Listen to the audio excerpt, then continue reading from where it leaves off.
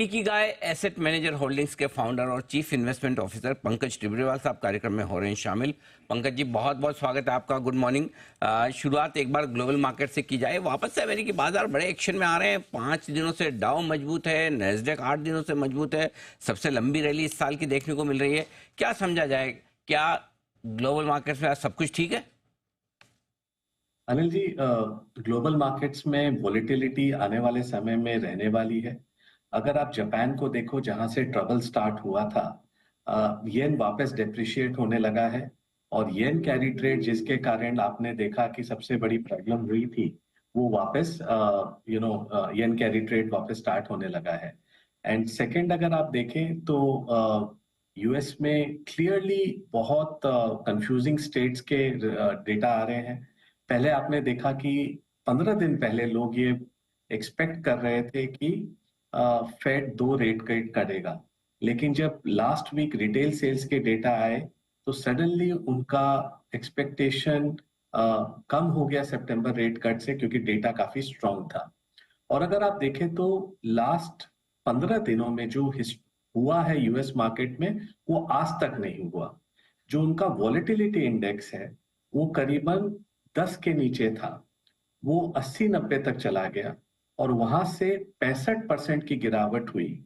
और ये सबसे ज्यादा वोलेटाइल रहा है आज तक के हिस्ट्री में। अगर आप 2008 को खाली हटाओ तो ये सबसे बड़ा स्ट्रॉन्ग मूवमेंट रहा है इन टर्म्स ऑफ एक तरफ ऊपर जाने का और वहां से फिर एक 5 दिन के अंदर कोलैप्स होने का। और वॉलेटिलिटी इंडेक्स जब भी कोलैप्स होता है तो इक्विटी मार्केट का रिटर्न थोड़े नियर टर्म में स्ट्रांग रहता है, बिकॉज सब कुछ लोगों को लगता है ठीक हो गया।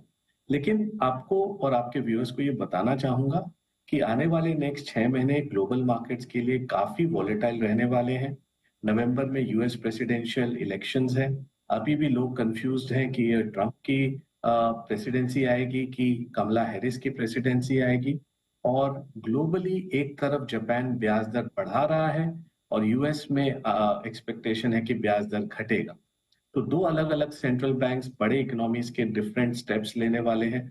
तो टोटल मिला के और जियोपॉलिटिकल जो आज के दिन एनवायरनमेंट है, उसमें ये देख के लगता है कि अगर अपने रिस्क मैनेज कर ले नेक्स्ट 6-8 महीना पोर्टफोलियो में और वॉलेटिलिटी को संभाल लें, तो अपने we should be good from a medium to long term. के तो उतार चढ़ाव अगले 6 महीने रहेगा। ढेर सारी इवेंट्स हैं उनके दम पर ग्लोबल मार्केट्स में, लेकिन हमारे बाजार भी बुरी खबरों पर ज्यादा घटे नहीं, फिर से खड़े होने की, मजबूत होने की कोशिश कर रहे हैं। पंकज जी, यहाँ पर डायरेक्शन बताएं, कैसे देख रहे हैं आप? अनिल जी, अगर आप देखें तो मार्केट 3 चीजों का सम्मेलन है हमेशा से। एक है फंडामेंटल, दूसरा है फ्लो और तीसरा है सेंटिमेंट। ये तीनों को अलग अलग लेते हैं। अगर हम फंडामेंटल्स की बात करें तो बहुत टाइम के बाद ये जो पहली तिमाही के नतीजे आए वो काफी वीक थे। और अगर मैं टॉप 500 कंपनियों की बात करता हूं तो उनका अर्निंग्स ग्रोथ खाली 6.5% का था और पूरे साल का अनुमान है कि वो 12% की अर्निंग्स ग्रोथ डिलीवर करेंगे।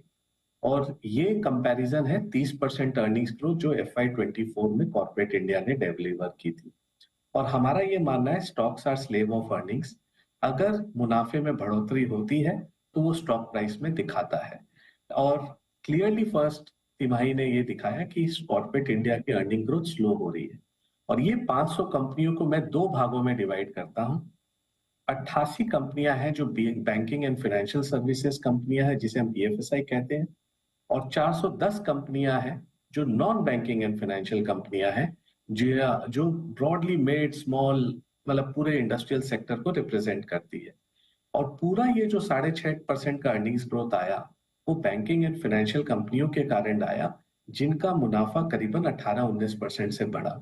और अगर non banking and financial company जो 410 कंपनियों के नतीजे डिक्लेयर हुए, उनके अगर मैं नतीजों को देखता हूं तो उनका earnings year on year flat था, एब्सोल्युटली फ्लैट। सो कहीं ना कहीं थोड़ा अर्निंग स्लो डाउन हो रहा है और उसके कारण आपको ये दिख रहा है कि मार्केट का ब्रेथ जो है वो काफी नैरो होता जा रहा है लास्ट 2-3 महीने से। कई सिलेक्टेड सेक्टर रोटेशन हो रहा है, कई सिलेक्टेड स्टॉक्स चल रहे हैं, पूरा मार्केट उसमें पार्टिसिपेट नहीं कर रहा है। और साइलेंटली कहीं ना कहीं काफी सारे पॉकेट्स जहां थोड़ा एक्सुबरेंस क्रिएटेड था, वहां से टॉप से 20 से 25% की गिरावट ऑलरेडी हो गई है। तो ये जो नेक्स्ट 6-12 महीना अगर अर्निंग्स ग्रोथ सबड्यूड रहा, तो मार्केट्स में एक बड़ी तेजी आने की संभावना थोड़ी कम हो सकती है। इसका आप ज़रूर ध्यान रखें। और सेकंड तिमाही भी जो हम फीडबैक गैदर कर रहे हैं कॉन्फ्रेंसेस में कंपनियों से मिलकर, कई सेक्टर्स में आज भी पेन है। जैसे स्टील के दाम एक 4 साल, 5 साल लोएस्ट प्राइसेस पर है, वहाँ काफ़ी पेन है। सीमेंट में डिमांड और प्राइसिंग दोनों की इश्यू है। ऑटो सेक्टर में डीलर के पास इन्वेंट्री पाइल अप है और सबका एक्सपेक्टेशन फेस्टिव सीजन की तरफ है और ऑटो सेल्स भी काफ़ी स्लो चल रही हैं। तो कई सारे सेक्टर्स में हमें दबाव दिख रहा है। तो दूसरी तिमाही के भी जब नतीजे आएँगे, कोई कोई ब्लॉकबस्टर नतीजे आने की उम्मीद नहीं है। तो ये हो गया फंडामेंटल। अब हम फ्लो की तरफ आते हैं। तो फ्लो में हमने देखा लास्ट 2 महीने में विदेशी हमारे मित्र निवेशक बेच रहे हैं और घरेलू निवेशक खरीद रहे हैं। ये थोड़ा-सा अभी प्रॉब्लमैटिक हो सकता है एंड हमारा ये मानना है कि मीडियम टू लॉन्ग टर्म में विदेशी लोगों के पास कोई ऑप्शन नहीं होगा बट वो जभी भी वैल्यूएशन सस्ता होगा, वो आएँगे और वहाँ मुझे तकलीफ नहीं है लेकिन कहीं न कहीं थोड़ा-सा फ्लो में मुझे लगता है कि स्लो डाउन होने की संभावना है आने वाले नेक्स्ट 6-8 महीने में। तीसरा अगर हम सेंटीमेंट लें तो सेंटीमेंट थोड़ा फ्रजाइल हुआ है।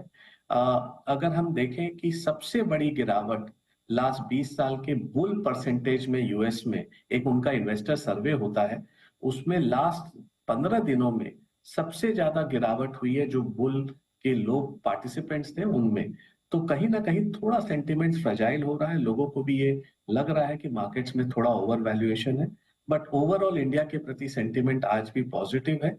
जियोपॉलिटिकली थोड़ी-सी टेंशन है, तो इसे हम बहुत स्ट्रॉन्ग इंडिकेटर नहीं बोलेंगे लेकिन आज हमारे रुख में है। तो फ्लो अपने लिए अभी तक पॉजिटिव है, सेंटीमेंट अपने लिए पॉजिटिव है और फंडामेंटल्स इंक्रीमेंटली थोड़ी वीक हो रही है अर्निंग्स को लेके। तो अगर आप ये तीनों चीजों को सम्मेलन करें, तो मार्केट्स हमें लगता है कि एक रेंज बाउंड रेंज में रहना चाहिए जो करीबन 23 से 25,000 का रेंज है निफ्टी का उसमें और चुंदना सेक्टर और सिलेक्टेड स्टॉक्स ही पार्टिसिपेट करने चाहिए और ये स्टॉक पिकर्स मार्केट रहेगा रादर देन एनीथिंग एल्स। बिल्कुल, तो छोटी रेंज में बाजार रहने की उम्मीद आप करके चल सकते हैं। काफ़ी सारे फैक्टर्स हैं जो बाजार पर ऊपरी स्तरों पर दबाव भी रखेंगे और लोअर लेवल पर थोड़ा लिक्विडिटी का सपोर्ट भी आएगा। पंकज जी, बहुत बहुत धन्यवाद आज समय देने के लिए और हमारे साथ थैंक यू। जुड़ने के लिए। जल्द आपसे फिर मुलाकात होगी। Thank you so much sir. 80,000